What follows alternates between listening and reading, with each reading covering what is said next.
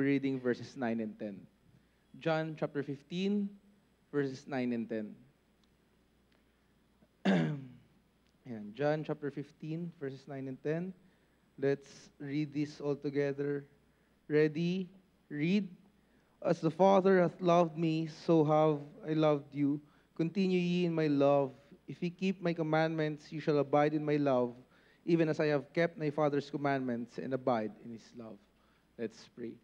Our dear Heavenly Father, thank you for this time that you have given to us. Thank you for the opportunity to speak in front of your people. Guide me, give me knowledge, wisdom, and understanding. All these things we ask in prayer in your most holy name. Amen. You may now be seated, please. Thank you. So this is a continuation of our pastor's message last Sunday. The secret of abiding is obeying God. The secret of abiding is obeying God. Ano ba? What does it mean? Hindi na natin sikreto yan, no? The secret of abiding. Ano ba yung sikreto ng pag-abide sa Panginoon? At ang sikreto doon is you need to obey God. Is obeying. Being in a relationship with God requires you to commit to a life of obedience. Sino ba dito sa atin yung saved na? You've accepted Jesus Christ as your personal Lord and Savior. Ako lang? Kayo lang? Hindi ba lahat? So, if sinasabi mo na you've accepted Jesus Christ as your personal Lord and Savior, it means that you have a relationship with God. Nagkaroon kayo ng relasyon sa Panginoon, being sons, daughters ng Panginoon. And if you're saying na you are in a relationship with God, God is requiring you to commit to a life of obedience. Obedience. Ano ba ibig sabihin ng obedience? Obedience means to hear God's word and act on what He spoke. Kung ano man yung sinabi ng Panginoon, sundin mo. Yun yung ibig sabihin ng obedience. Susunod ka. Parang inutusan ng nanay mo, ng tatay mo. Pag inutusan ka nila, ano yung dapat mong gawin? Anong tamang sagot? Mamaya po. Yun ba? Tama ba na? Mamaya na lang po. Mamaya ko po. Gagawin ko naman po yan pero mamaya na. Ganun ba yung tamang sagot? Hindi. Pag inutusan ka ng magulang mo, dapat sundin mo. Just like what God is teaching us, just like what God is telling us, we need to act on what He spoke. Obeying God tells Him that you love and trust Him. Do you love God? Do you love God? Do you trust God? Bakit hindi tayo nag-o-obey sa Panginoon? Bakit yung mga simpleng utos niya hindi natin ginagawa? Bakit yung messages ni Pastor, yung gustong pagawa sa atin ni God, being preached to us through our pastor, through our preachers, bakit hindi natin sinusunod? When you say you love God, you need to obey God. When you say you trust God, you need to obey God. Trust is the foundation of all relationships because it allows you to give the most authentic version of yourself to the other person. Hindi pwedeng lumago yung relasyon ng walang trust. Hindi pwedeng lumago yung isang bagay ng walang trust. Bakit? Dapat yan yung pundasyon nyo. Ilang relasyon na yung nasira dahil wala yung trust. Ilang relasyon na yung nagkanda gulo-gulo, oo. At times, siguro nagkamali ka. Oo. Pero, sabi nga kung ikaw yung nagkamali, kailangan mong paghirapan, pagsikapan, ma-rebuild yung trust na nasira. And, kailangan mong gawin yun, dapat yun yung maging foundation nyo. Para bakit? Para mapakita mo yung most authentic version mo sa partner mo. When you trust God, you're allowing Him access to you as both His creation and His child. What is obedience to God? Obedience to God is living your life completely surrendered to His will and His way. Most of us don't obey God because we think we'll lose something. Tumawag po si Pastor ata. Sorry. Nagpipreach na po ako. Wait lang po Nagpipreach na po ako. Yan. Sige po. Kasi po, in-expect ko po yung tawag nila. Tumatawag po sila bago po ako mag-preach, hindi po sila nakatawag. So, ayun po. Nag-heads up na lang po ako sa kanila. Ayan. Obedience to God is living your life completely surrendered to His will and His way. Most of us don't obey God because we think we'll lose something. Hindi ako susunod sa Panginoon kasi baka pag sumunod ako sa Kanya, baka pag nag-stay ako sa ministry, mawala yung mga iniingatan ko, mawala yung inaalagaan ko. Ilang members na ba natin yung nawala? Lumabas sa simbahan kasi they're afraid of losing something they have. They're afraid of committing to these things na parang, pag nag-commit ako, pag nag-fully bigay ako sa Panginoon, hindi ko na magagawa to, hindi ko na magagawa yan. Ilang tao na yung nawala sa simbahan natin, all because they're afraid to give up what they have. All because they don't want to surrender. Yung pride na meron sila, or kung ano man yan, ano ba? Di ba? They don't fully obey God because they think we'll lose something. Ano ba yung mas mahalaga na pinangahawakan mo? Barkada ba yan? Gamit ba yan? Or habit or whatnot na mas mahalaga kaysa sa Panginoon? Bakit ayaw mo mag-fully obey sa Panginoon? You're afraid of losing something what? I don't know kung ano yung mas mahalaga, mas pinapahalagan mo, na kaya mas pipiliin mong lumabas na lang ng simbahan kasi ayaw mong wala yun sa buhay mo. You may feel like you've built a beautiful life and the fear of messing any of that up prevents you from doing what God says. Tingin mo, ang okay na ng buhay ko eh. Nabibili ko yung gusto ko, nagagawa ko yung gusto ko, nang walang nagbabawal sa akin.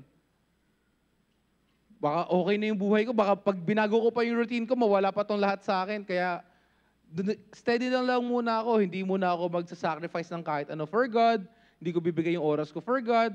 I'll choose my way over God's way. Kasi baka masira ako yung ano ko eh, yung na-build ko para sa sarili ko. May share ako sa inyo. Whatever you have built is not a fraction of the beauty that God wants to give you. Kung ano man yung napundar mo, kung ano man yung nabuo mo para sa sarili mo, fame man yan, business man yan, or kahit ano man yan, wala yan sa fraction ng kayang ibigay sa iyo ng Panginoon. Sabi nga, di ba, yung bumagyo na nakaraan, ilang bahay yung nasira, ilang bahay yung lumubog. Tingin mo ba yung mga taon doon, ni isa doon, wala nang tiwala sa Panginoon? Meron. Feel ko meron naman. Ilang members na, ilang churches na yung lumubog, dinaanan ng bagyo, tingin mo ba sa kanila, hindi nila pinapahalagan yung Panginoon. Pinapahalagan nila.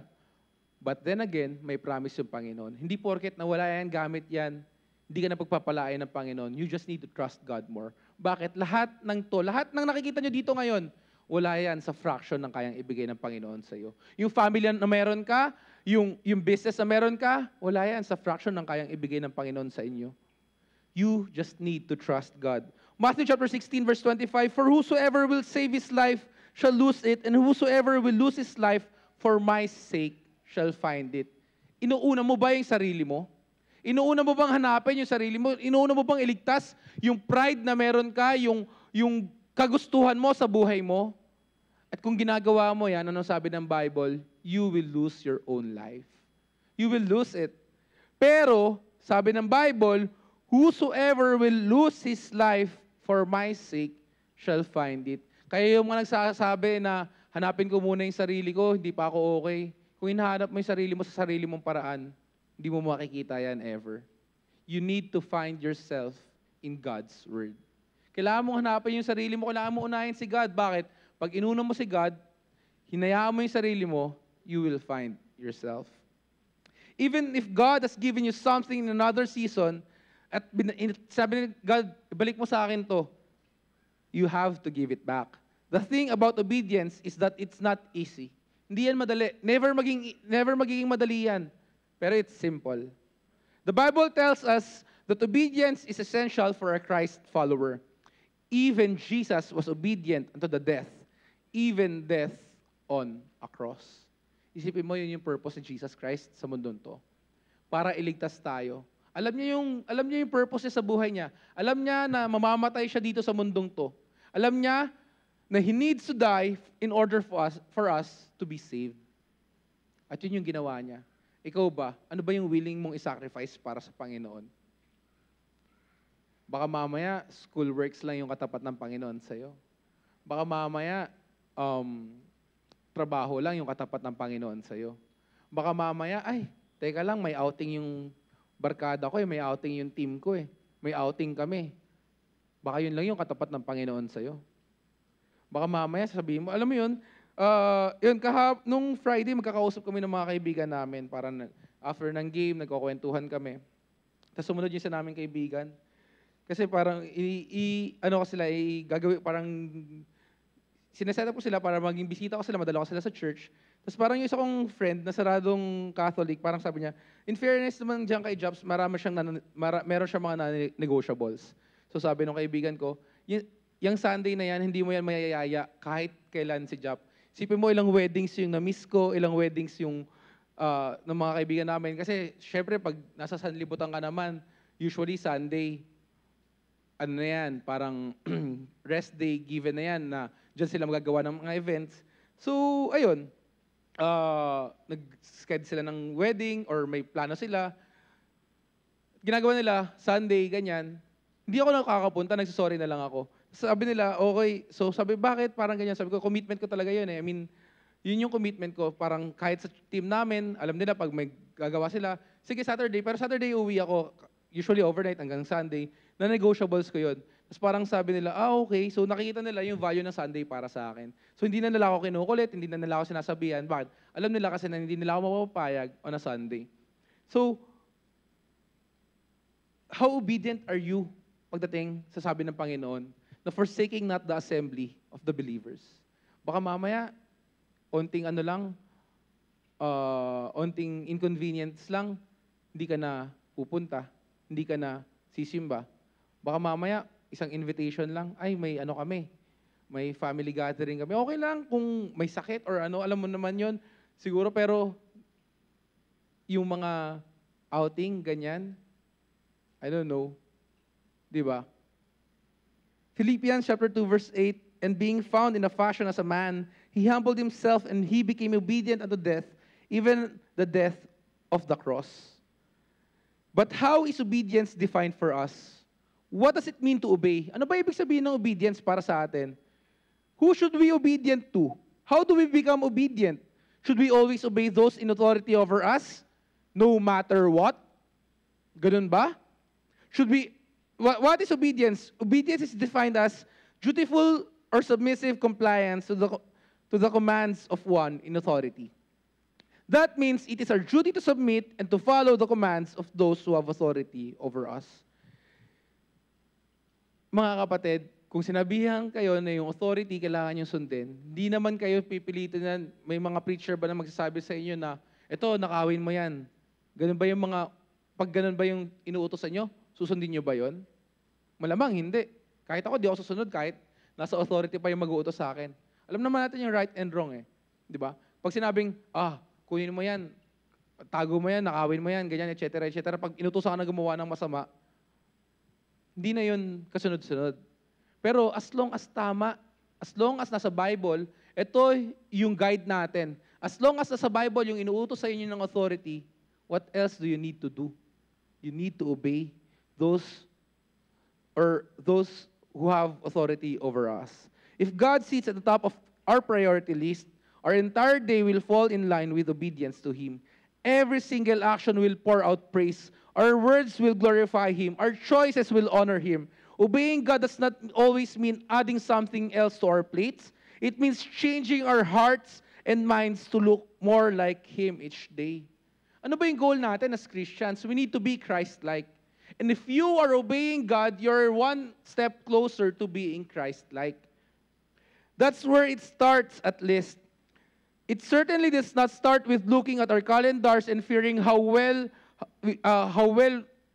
fit that extracurricular into our packed days. Baka mamaya kasi choice mo na lang eh. Ito na yung schedule ko for the whole day. Dito ko isisingit yung obedience ko sa Panginoon.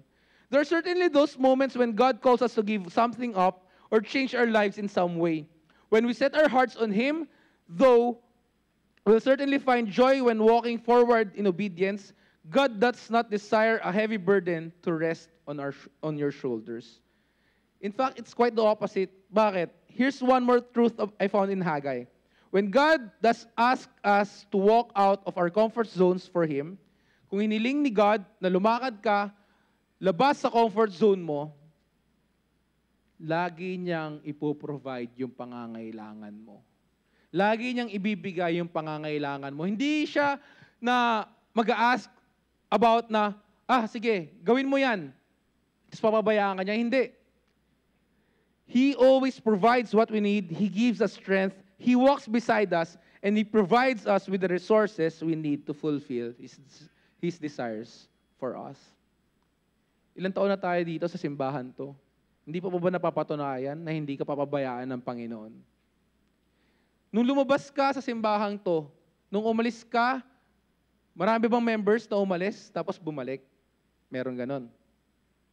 At makikita nila yung difference. Si Zebedee, wala pa ata siya, pero nung estudyante ko siya before sa camp, sabi niya, in his own personal words, word per word, sinabi niya, nung nasa simbahan ako, parang ang dali-dali ng buhay ko. Bigla akong hindi nagsimba, lumabas ako, umalis ako sa will ni God, doon nag-start maging mahirap yung buhay niya. At nung bumalik siya, everything else falls according to its own plan. Huwag niyo nang hayaan, anihin niyo, baka mamaya kasi, nag-serve ka kay God, tapos bigla kang umalis, baka mamaya, kaya feeling mo okay ka pa yung buhay mo sa labas, kasi inaani mo pa yung tinanim mo sa Panginoon eh. What if anihin mo na yung pag-alis mo? Don't wait until it's too late that you'll regret every decisions that you've made in your life. Di naman mahirap. Mahirap, mahirap yan. Bakit? Kasi we have our own personal sinful nature eh. We have our old sinful nature eh. Pero, with God's help, hindi niya tayo papabayaan. Okay lang? Yan. Haggai chapter 2 verses 6 and 7, For thus saith the Lord of hosts, yet once it is a little while, and I will shake the heavens and the earth, and the sea and the dry land, and I will shake all nations, and the desire of all nations shall come, and I will fill this house with glory, saith the Lord of hosts. Verse 8 and 9, The silver is mine, and the gold is mine, saith the Lord of hosts. The glory of this latter house shall be greater than of the former, saith the Lord of hosts, and in this place will I give peace, saith the Lord of hosts. Ano ba yung kailangan mo? Pera? Ang sabi ng Bible? The silver is mine and the gold is mine. Anong kailangan mo? Business? Anong kailangan mo? Bahay? Anong kailangan mo? Strength? Sabi ng Panginoon nasa Bible. I will give peace, I will give this place, I will give you everything, said the Lord of hosts. So when God calls you to do something, He will guide you through it. Hindi ka niya papabayaan. God never assigns us a task and then walks away. Hindi ka niya tatalikuran. Halimbawa, na-assign ka niya dito, tatalikuran ka niya. Hindi niya gagawin yun ever. Kung yung kaibigan mo, kaya kang talikuran. Kung yung girlfriend mo, yung boyfriend mo, kaya kang talikuran. Kahit na mismo yung asawa mo, kaya kang walkoutan, talikuran. God will never do that to you. Hindi ka papabayaan ng Panginoon. Kung tao kaya kang talikuran, kahit yung pinakamalapit mong kaibigan, kaya kang talikuran, hindi yan gagawin ng Diyos sa iyo. So while it's easy to fear the subject of obedience, I now understand more fully what obedience actually means. God doesn't just want to add things to my plate. He doesn't want to see how my juggling skills will improve. Hindi niya gusto na na-stress ka beyond your capacity, na parang i-ignore mo na kahit yung pamilya mo sa process na yon. Hindi. Alam naman gusto ng Panginoon? God wants my heart. He wants your heart. If that sounds too simple, then you might be believing that lie of BC. Yes, God demands we sacrifice our lives when following Him, but He promises us rest and peace too. As we live our lives as Christ's follower, our duty is to submit to God's authority. Jesus says that those who wish to follow Him must deny himself and take up his cross and follow me. Matthew chapter 16, verse 24, Then said Jesus unto His disciples, If any man will come after me, let him deny himself and take up his cross and follow me. Ano na ba yung mga sinacrifice mo para sa Panginoon? Ano na ba yung willing kang i-give up para sa Panginoon? Ano na ba yung mga hinayaan mong unahin mo yung Panginoon kaysa sarili mo? Next week, this coming week, Wednesday, Thursday, Friday, magkakaroon tayo ng revival meeting. Oo, mahirap pumunta, mahirap humabol. Oo, may mga work tayo. Pero,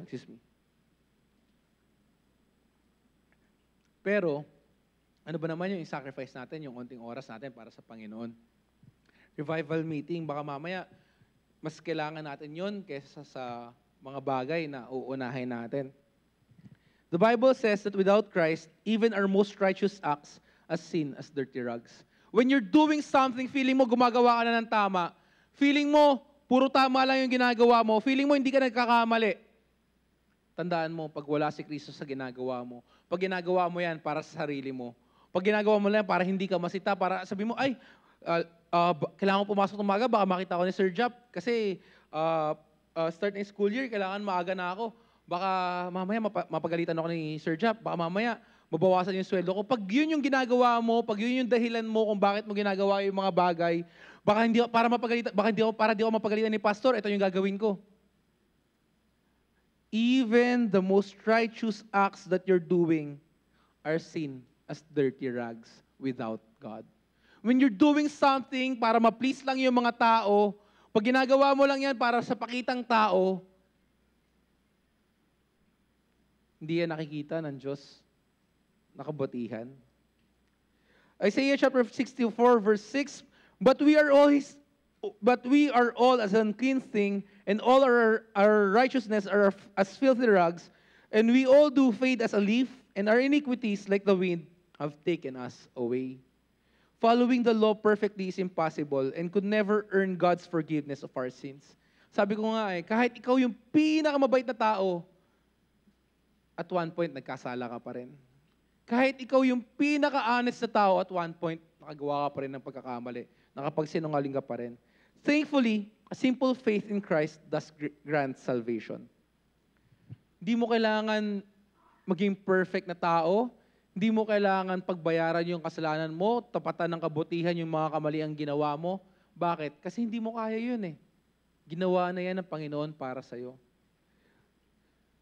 Kailangan mo magkaroon ng pananampalataya sa Panginoon.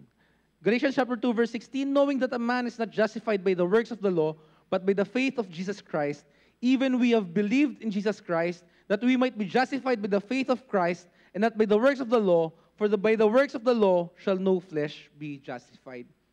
Hindi mo kayang iligtas yung sarili mo, sabi ng Biblia. Kahit anong buti mo, kahit anong gawa mo, you will not be saved through your works. What do you need to do? You need to have faith.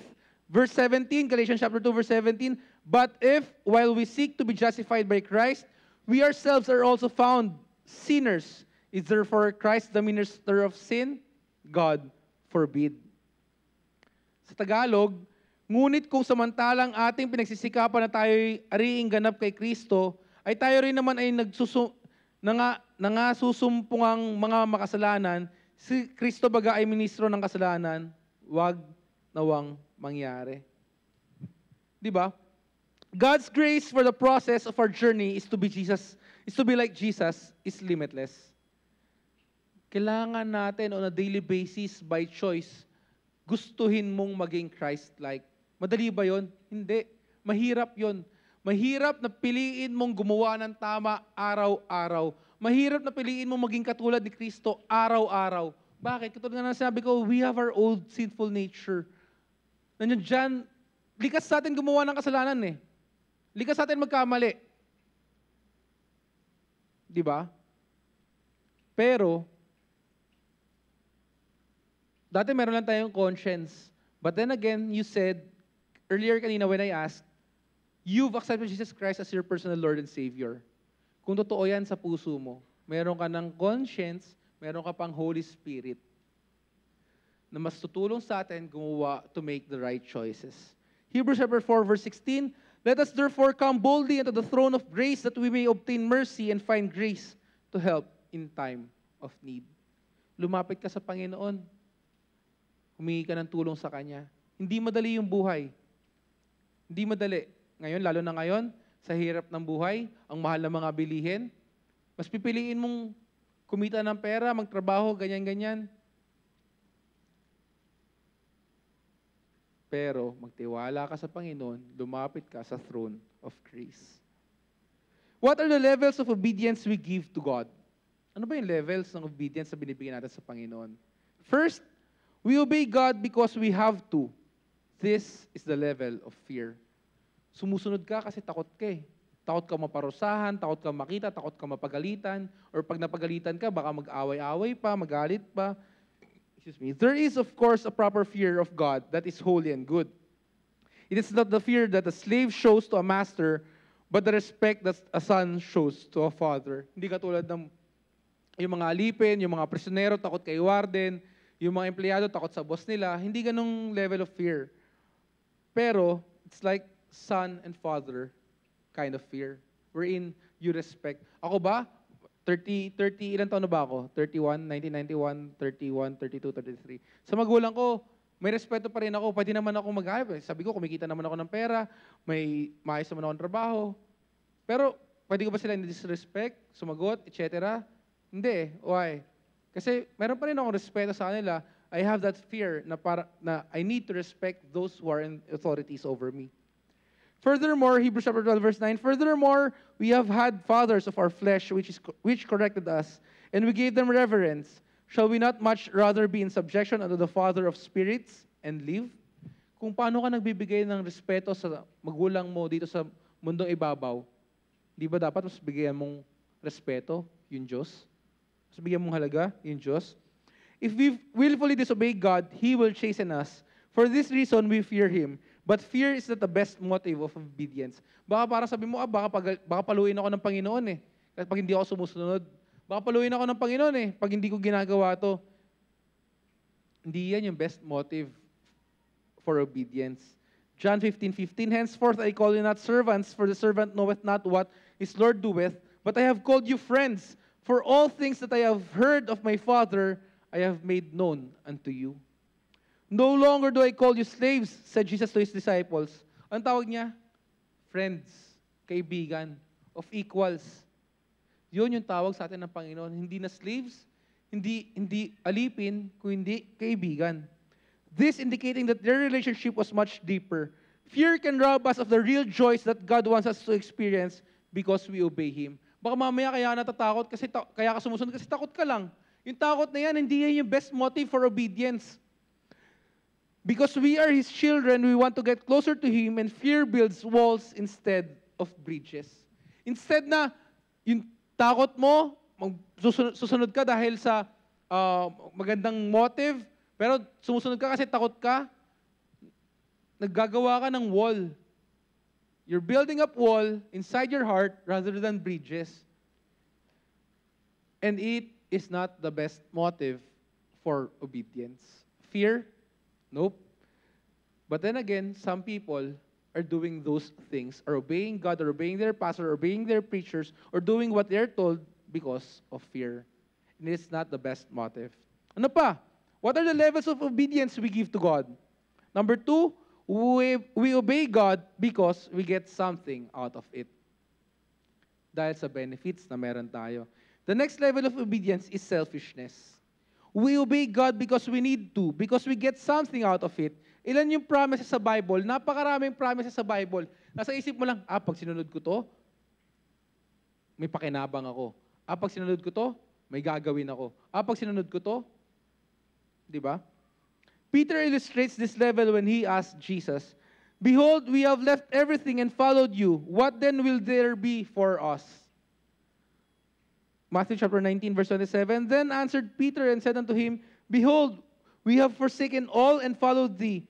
What shall we have therefore? Baka mamaya ganyan yung thinking natin. Lord, tinalikuran ko lahat eh. Inoffer ko lahat sa iyo eh. Ano naman sa akin? Ano naman balik sa akin? Diba? Yung selfish desires natin na parang ginawa mong ano ba? Investment agad yung sa Panginoon, parang kailangan mong kumita agad. Ginawa mo parang, kung sa Sun Life nga, merong years bago anihin eh. Bago ka kumita or kahit sa mga investment, kung sa Sun Life ka, kailangan ka, mamatay ka muna bago mo anihin yung insurance ng asawa mo or someone. Diba? Tapos sa Panginoon, gusto mo agad-agad yung blessing. Those selfish desires, we obey God because we get something out of it. Yung inisip mo, nag-sacrifice ako eh. Anong kapalit nito para sa akin? Children obey their parents because children are afraid of spankings. Teenagers, yun yung una, di ba? First example, we obey because we fear. Yung mga bata sumusunod dahil ayaw nila mapalo. Yung teenagers naman, Obey because they have learned that obedience can purchase favors. Alam nila na pag sumunod sila, pag sumunod ka, bibiling ko itong damit na to para sa'yo. Pag sumunod ka, bibiling ko itong laruan na to para sa'yo. The young man who mows the lawn and cleans his room is going to have a better chance to get the keys to the car. And the girl who has helped mother in the kitchen is going to have a better chance to go shopping for new clothes. Selfish? Reasons? Kasi bakit? Alam nila may benefit sila eh. Yes, pero gumagana eh. Many Christians live on this bargain basement level. Their obedience is measured by what God gives them, and if they do not get what they want, they often turn against God. Kung hindi mo nakukuha yung gusto mo, kung hindi na nire-reward ni God yung gusto mo, ano na gagawin mo? Tatalikod ka na? Aalis ka na? Pipiliin mo na uling yung sarili mo? Kukunin mo na kagad yung mga ginagawa mo? Hindi ganun yun. They do not have the kind of obedience shown by the three Hebrews when Nebuchadnezzar threatened to throw them in the blazing furnace. Si Shadrach, Meshach, and Abednego. Sabi nila sa Daniel chapter 3, verse 16, Shadrach, Meshach, and Abednego answered and said to the king, O Nebuchadnezzar, we are not careful to answer thee in this matter. If it be so, our God whom we serve is able to deliver us from the burning fiery furnace, and he will deliver us out of thine hand, O king. But if not, be it known unto thee, O king, we will not serve thy gods, nor worship the golden image, which thou hast set up. Yan yung perfect example. Na hindi sila humihingi ng kapalit. Sabi nila, kahit anong mangyari, hindi kami luluhod sa golden image na yan. Anong gagawin namin? Dideliver kami ni God dyan sa fiery furnace. And if hindi mangyari yon, and if hindi kami deliver ni God sa fiery furnace, so be it. Hindi pa rin kami luluhod. Maniniwala pa rin kami sa Diyos na sinasamba namin. Hindi pa rin namin ikaw susundin. Baka mamaya ikaw wala pang pressure. Pinipili mo na kagad yung sarili mo. Sila, itatapon na sila sa fiery furnace. Pinili pa rin nilang sumunod sa Panginoon. Eh ikaw, anong kapalit ni God sa'yo? Mamaya hindi lang binigay yung gusto mo. Wala na kaagad. Diba? Always choose God. Regardless, kahit may tanggapin ka o wala, please always choose God. What are the levels of obedience we give to God? Number 1, we obey God because we have to. This is the level of fear. We obey God because we get something out of it. Selfish desires. And lastly, we obey God because we love Him. Sumusunod ka sa Panginoon dahil mahal mo siya. Mahal mo ba yung Diyos? Do you love God? Do you love God? Unti lang ata. Do you love God? Ba't parang nahihiya tayo na sinasabi natin mahal natin yung Diyos? The highest motive for obedience is love. Kung mahal mo yung Diyos, yan yung highest motive. John 14:15, ang sabi, if you love me, keep my commandments. Do you love God? Then keep His commandments. Why is love the highest motive for obedience? Bakit? Bakit hindi yung fear? Bakit hindi yung give or take? Bakit love?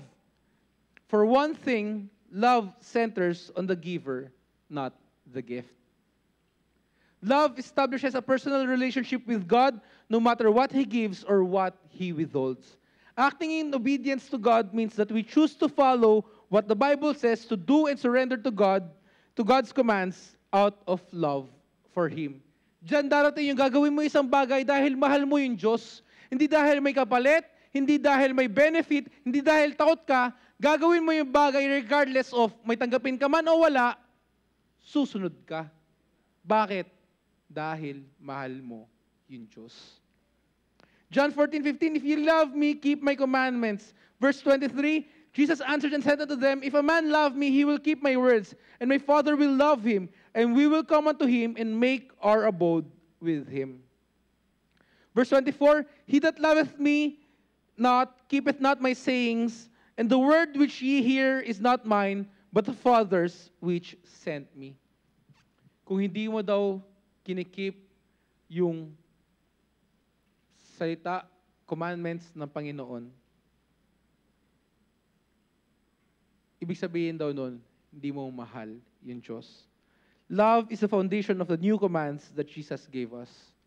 Yan yung foundation eh. Diba? Sa mag-asawa, kahit na, sabi nga, di ba, sa pagpapakasal, diyan ka lang makakatulog, saka makakatabi. Sa mag-asawa daw, doon ka lang daw matutulog, nakatabi yung kaaway mo. Tama ba yung kay Sofio?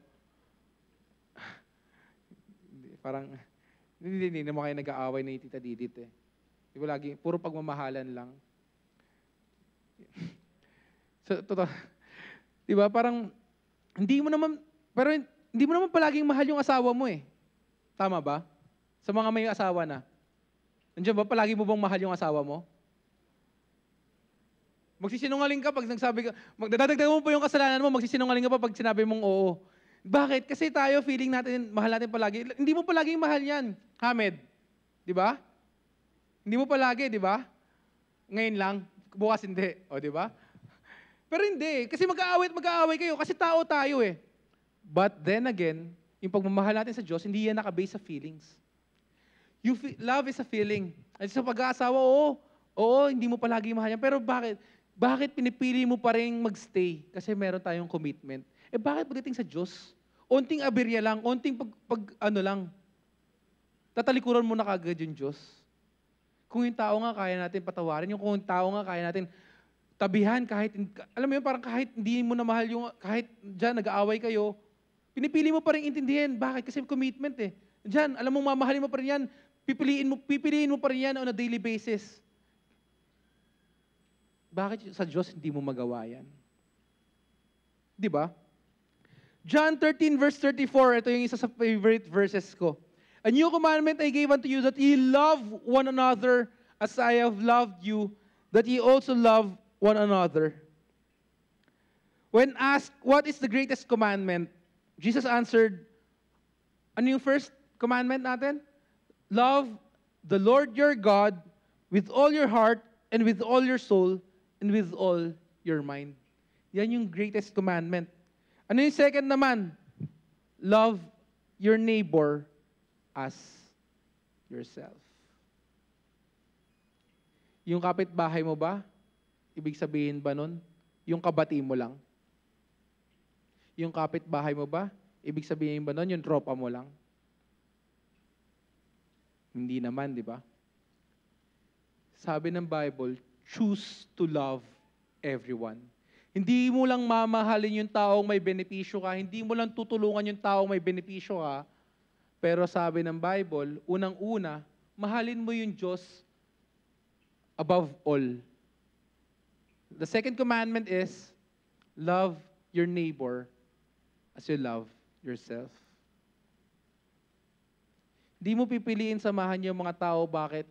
Kasi dahil napipilitan ka, hindi. Regardless of what they did to you, regardless of kung ano man yung naging pagkukulang sa'yo, mahalin mo pa rin yung tao sa paligid mo. Why? The second commandment of God. Matthew chapter 22, verse 36, Master, which is the great commandment in the law? Jesus said unto him, Thou shalt love the Lord thy God with all thy heart, and with all thy soul, and with all thy mind. This is the first and great commandment. And the second, verse 39, it's like unto it, thou shalt love the Lord, thou shalt love thy neighbor as thyself. Our job is to love God fully and completely, and to love others as ourselves.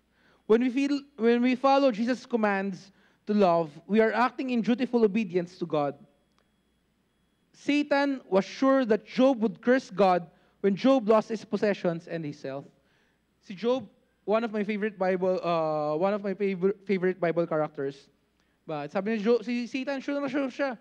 Sabi niya, ilang beses niya tinem si Job. Si Satan, nanghingi pa siya ng favor kay God. Sure na sure siya. Kaya ka lang naman nire-respeto ni Job kasi pinagpapala mo siya. Kaya ka lang naman nire-respeto ni Job kasi mayaman na siya, etc., etc. Sabi ni God, subukan mo siya. Huwag mo na siya patayin. Nawala yung family niya, nawala yung business niya, nawala lahat sa kanya. But at the end of the day, ano sabi ni Job?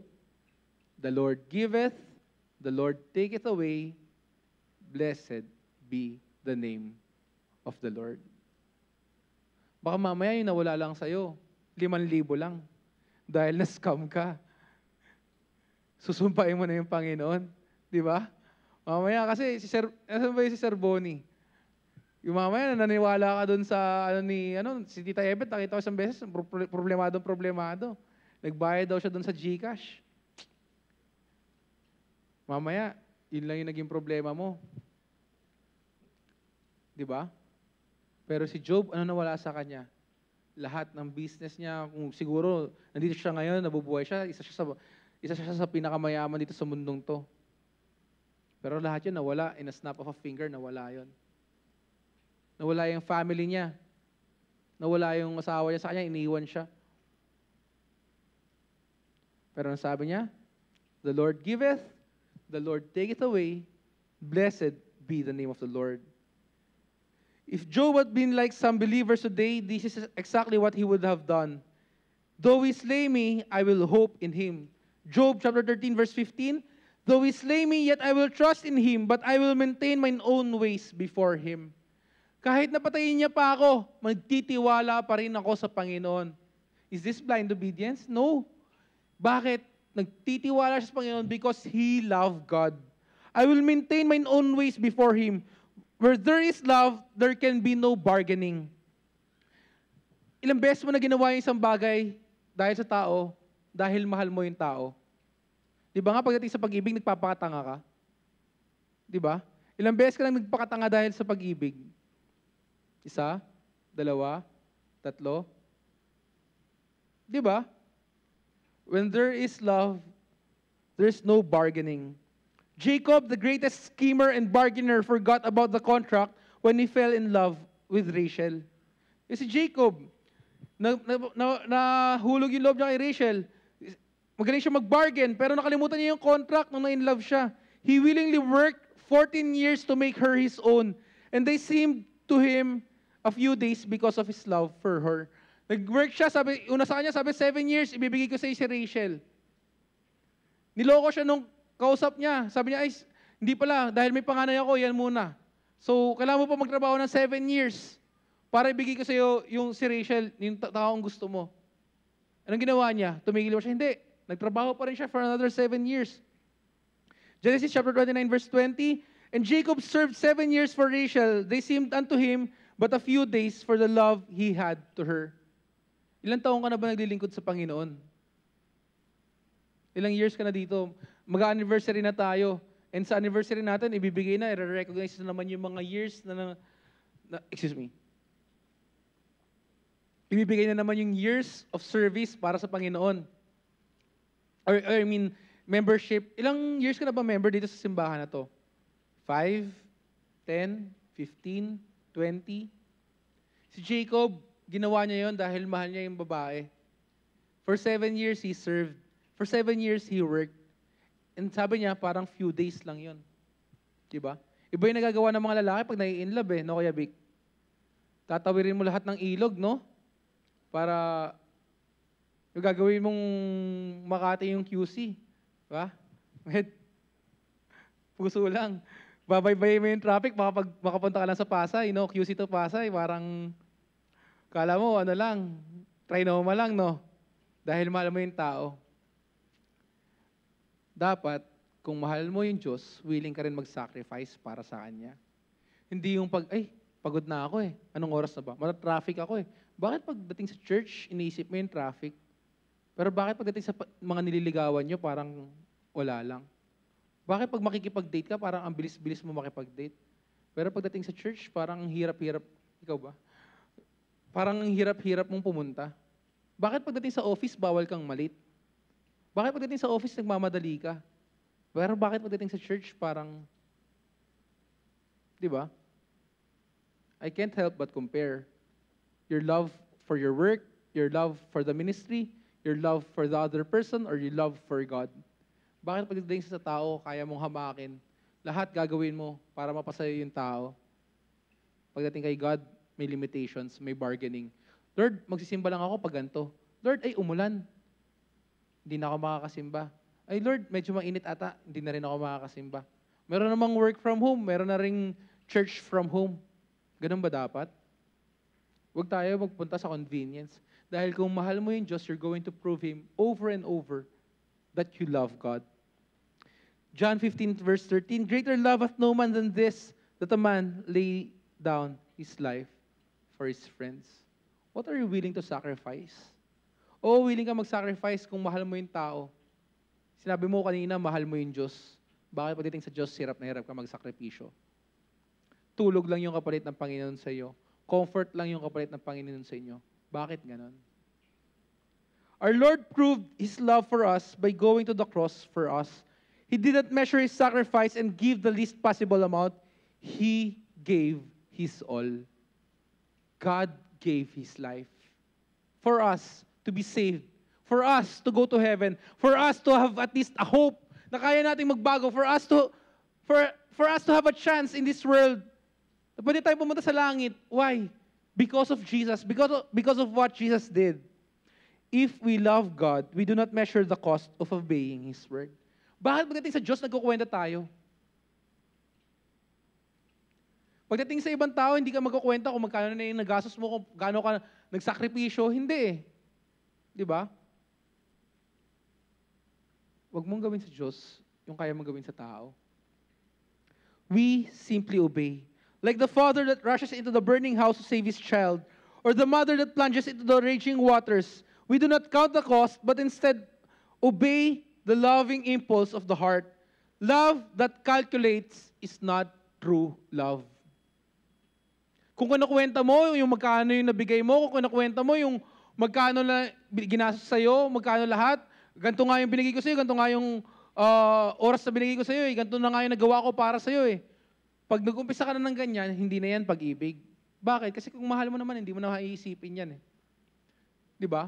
Wala nang, ganito nga ako eh, ganito yung nagawa ko para sa hindi eh. Why? Love that calculates is not true love. I know so many people na nagkukwentahan pagdating sa ganyan, para mas mahalaga pa yung pera kaysa sa relasyon na meron sila. Di ba? Love that calculates is not true love. Love is the highest motive for obedience because God is love. 1 John 4 verse 8, he that loveth not knoweth not God, for God is love. He gives His commandments because He loves us, and because we love Him, we obey His commandments. We do not question them or seek to change them. We do not fear His will. 1 John chapter 14 verse 18, there is no fear in love, but perfect love casteth out fear, because fear hath torment. He that feareth is not made perfect in love. As we obey, we experience the love of God in our hearts in a deep and satisfying way. 1 John 4 verse 16, and we have known and believed that the love that God hath to us, God is love, and he that dwelleth in love dwelleth in God, and God in him. Verse 21, he that hath my commandments and keepeth them, he it is that loveth me, and he that loveth me shall be loved of my Father, and I will love him and will manifest myself to him. Love is the fulfillment of the law. Again, tatanungin ko kayo uli, do you love God? After all that was said, I'm going to ask you this again. Do you love God? Or do you love yourself more?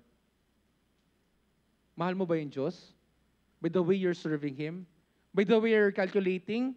What not? Or, di ba? Do you love God? Pwede ka sumagot sa sarili mo. Oo, mahal ko yung Diyos. But then again, what are you doing for Him? But then again, are you calculating the cost? Are you calculating your sacrifices for Him? Or may listahan ka ba? God, ito na yung nagawa ko para sa'yo. Ano na yung balik para sa akin? Hindi eh. Kasi pag nagmamahal ka, sumusugal ka nga eh. Di ba? If two people love each other, they do not need rules and regulations to govern their relationship. When a husband and wife love each other, they always try to do the things that please each other and help each other. There are laws that requires mothers and fathers to care for their children, but no loving parent ever thinks of those laws. Parents care for their children because they love them. Hindi naman kailangan bigyan ng rules and regulations kung paano mo mahalin yung bata eh.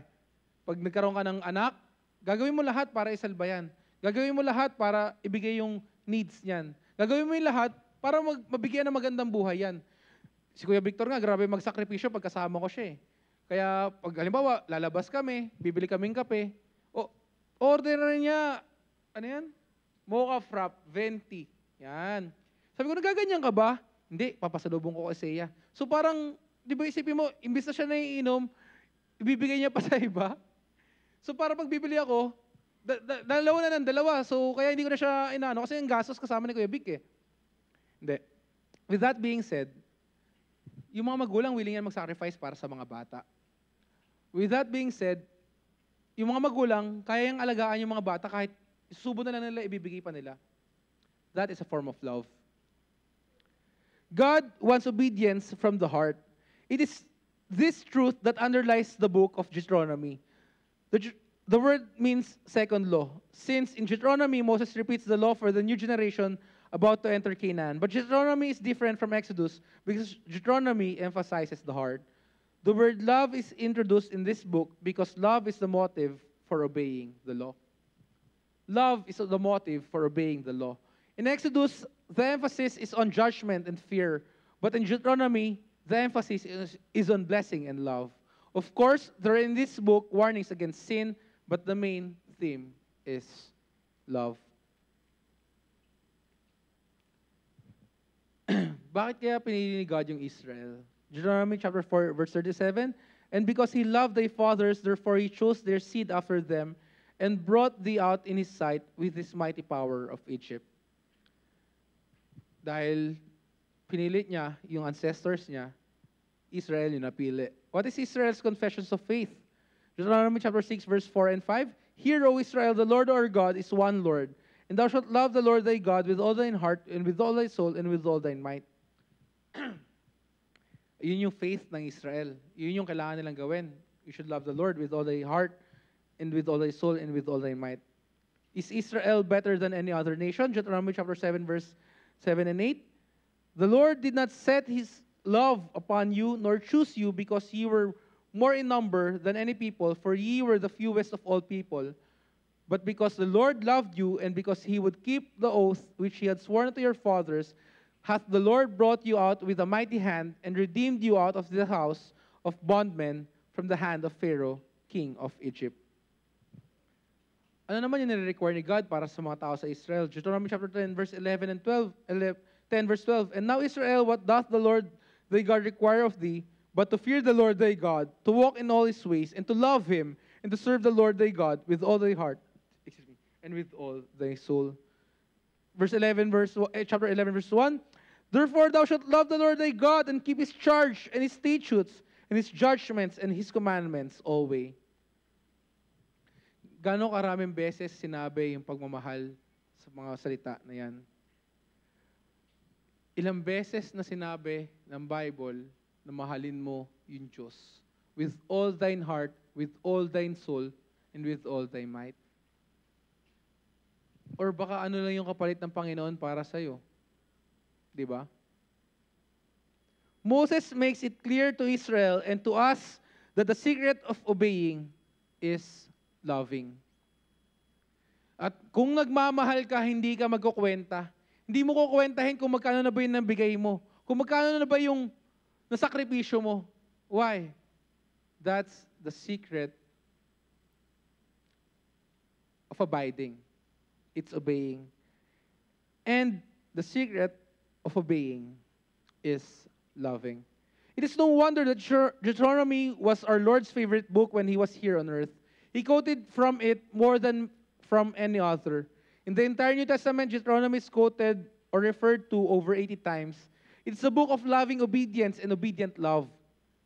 You and I cannot command others to love us, yet God commands us to love him. Pwede mo bang sabihin, mahalin mo ako? Yung iba nga nagmamakaawa eh. Di ba sa palabas, ano bang palabas yon? Sa One More Chance ata yun. Ako na lang ulit. Pwede bang ako na lang? Yun ata, nagmamakaawa siya pero pinili ba? Hindi pa. Hindi siya pinili nung time na yon. You cannot command someone to love them. Kahit anong ipilit mo, na mahalin mo ako, kung hindi ka naman gusto ng tao, walang mangyayari. Hindi mo rin pwede i-force yon. Pero si God, yun yung commandment niya. He has the right to command us because He always must will for us that which is the highest and the best. Kasi bakit? May right si God. Ano ba ginawa niya para sa atin? Furthermore, God's commandments are God's enablement. By His very commanding, He assures us that this love is possible. Of ourselves, we cannot love Him. John 15 verse 5, I am the vine and ye are the branches. He that abideth in me and I in him, the same bringeth forth much fruit, for without me, ye can do nothing. Ako, palagi, yan yung nasa isip ko. Every time I do pray, lagi ko sinasabi, Lord, wala ako dito kung wala po kayo. Lord, I cannot do anything without your help. So sa work na meron ako, I always pray. Lagi akong humihingi ng guidance, lagi akong humihingi ng tulong. Bakit? For without God, I am nothing. Regardless of what my accomplishments are, regardless of what my accomplishments are, regardless of what nung mga nasabi kong success sa buhay ko, without God, I am nothing. I can stand here right in front of you, all by God's grace. I can preach the word of God, all by God's grace. Am I worthy? No, I'm not worthy. I am just standing here all by the grace of God. All because of God's love. Thus, He can demand us to love Him. Philippians 4:13, I can do all things which strengtheneth me. Kaya mong gawin lahat ng bagay with God's help. Through Christ. I can do all things through Christ which strengtheneth me. It is possible for us to love Him and to love Him more and more. And the more we love Him, the more we will obey Him. The more we bear fruit, the more we will live.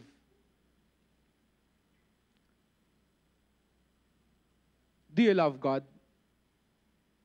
That's the question I want you to answer. When you go home, tanongin mo sa sarili mo, by my actions, by my choices, do I love God? And if you can answer that wholeheartedly, and alam mo sa sarili mo, feel ko naman alam niyo yung sagot sa sarili niyo, then, do what you need to do in order for you to prove that you love God. Do what you need to do, sacrifice what you can for God's glory, and don't ask anything in return. Why? God is not blind. Lahat ng ginagawa mo sa mundong to, kahit hindi ka makita ni pastor, kahit hindi ka makita ng preacher mo, kahit hindi ka makita ng kaya na sino, nakikita ka ng Diyos. So yung pagmamahal mo sa Diyos, hayaan mo mag-reflect through your actions, through your decisions, through yourself. Love God above all things. Love your neighbors as you love yourself. Again, do you love God? Let's all stand up, please, and let's pray. Our dear Heavenly Father, thank you for this time that you've given to us. Thank you for the opportunity to learn from your word. Lord, help us prove our love for you.